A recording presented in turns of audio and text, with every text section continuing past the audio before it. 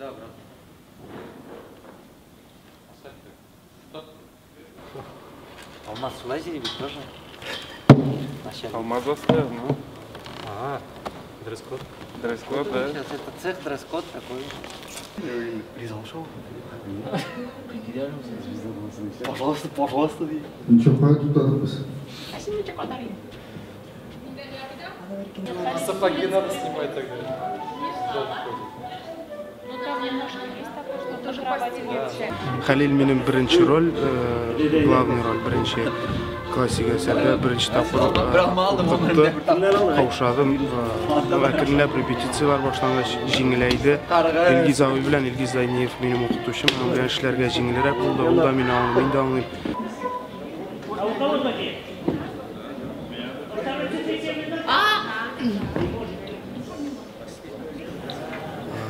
Ну, куркыта, каушата. Шуны әкренләп җиңәбез, тырышабыз. Я как-то не умею вот о своей работе как-то вот...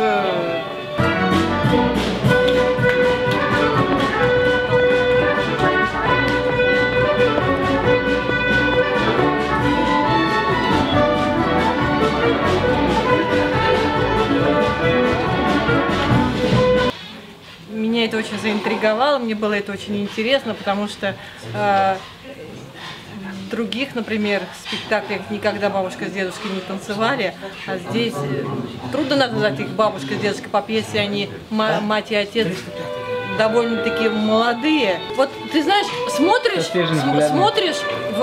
несовременный спектакль, да, но ты его все равно сегодняшним днем смотришь на то прошлое, но воспринимаешь.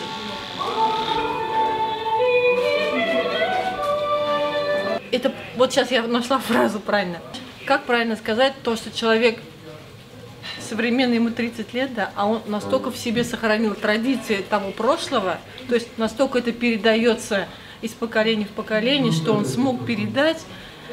Он, во-первых, заразил нас, призвал нас к этому, и поэтому вот эта совместная работа и художника, и режиссера, и небольшая работа хореографа, она вместе как бы соединяет вот в такой стиль, как такой перехода старых традиций на новую сцену. Кроватин бұрылды, уже отырып тұрған, сразу түсті отын қаузырға бар.